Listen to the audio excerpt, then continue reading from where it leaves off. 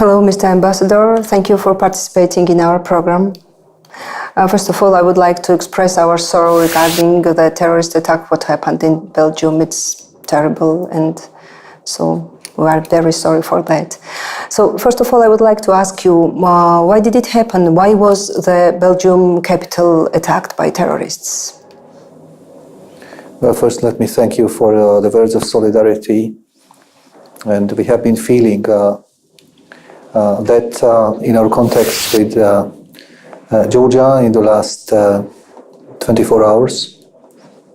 And we appreciate very much the statements made by the President, the Prime Minister, the Foreign Minister, the Speaker of the Parliament, other representatives of the Georgian political life, the political parties, and of the Georgian society at large.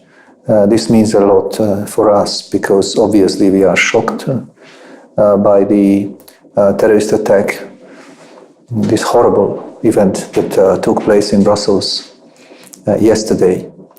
Let me also say that this is a city that obviously is very close to us. This attack was in the capital of Belgium. And the capital of Europe at the same time. It is also the capital of the European Union. And the attack was directed against Belgium. But it was also directed against the European Union.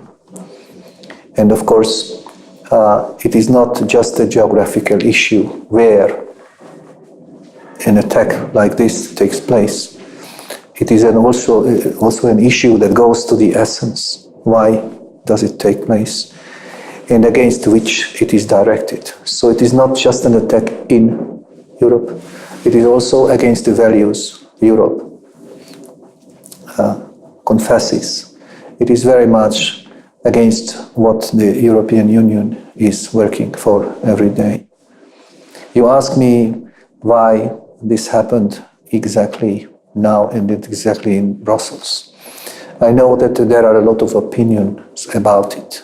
And obviously for me it is now would be very difficult to point to the exact reason why this happened. Our hope is, and I would say I'm convinced that this issue will be thoroughly investigated. And you know already that the Islamic State has declared responsibility for it. I see that the Belgian police, with the cooperation of many partners, is working actively in clarifying all circumstances related to the attack. And I see that there are also important efforts already undertaken in order to catch the perpetrators.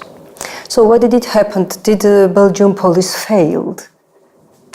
So why they were not ready for that? Because they did some announcement, the officials did some announcement that they expected kind of revenge from ISIS. Well, I think that these are questions that are asked in Belgium, that these are questions that are asked directly from the Belgian authorities. For me, I don't think it is my role to respond directly to that question.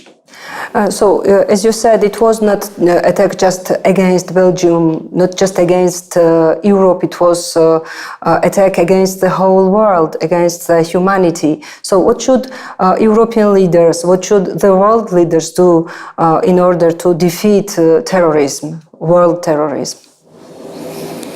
Well, I think that we have done quite a lot, and here let me say that we appreciate very highly the cooperation we have with Georgia in fighting terrorism.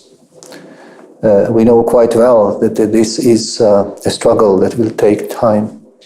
And as you see, there are many terrorist attacks which are foiled, which are prevented. And sometimes there are some which go through. And every case needs to be analyzed, and this work is being done by us. At the same time, we know that this is a very complex phenomenon. Terrorism has, of course, roots in different phenomena, different things that accompany our lives, and this has to be analyzed thoroughly. This work is being developed already for quite a time, and I think that this will still continue in the coming years. Obviously, we need to see that Europe, the countries of the European Union, have been targeted several times already in the past period. And you see that there was a terrorist attack that happened in Spain, and then we had terrorist attacks in London, most recently in Paris several times, and now it is Brussels. But this is not limited only to the European Union. There is horrible news coming from Turkey and from a number of other countries in the world. So I can say that myself personally, I feel that these efforts should be continued in even closer cooperation between the different entities and countries which are developing the fight against terrorism. And I am quite sure that this will be one of the issues that will be on the table. How can we strengthen even more the cooperation between us in fighting terrorism? And I have to say that we appreciate highly the cooperation we have with Georgia in this field, and we trust very much the efforts that are being developed by the Georgian government. And very last question, I would like to ask, Georgia is expecting the visa liberalization process. This attack, this terrorist attack, what happened in Brussels, could at some point reflect on this process? We hope that not. Yes, on that what I can say is that, the process. Now we have already a proposal formulated by the Commission to the Council, so to the Member States, and also to the European Parliament to take a decision about admitting Georgia to the list of countries which have visa-free regime. So that means that according to the European Commission, Georgia has fulfilled all the conditions set entirely. That is the position of the European Commission.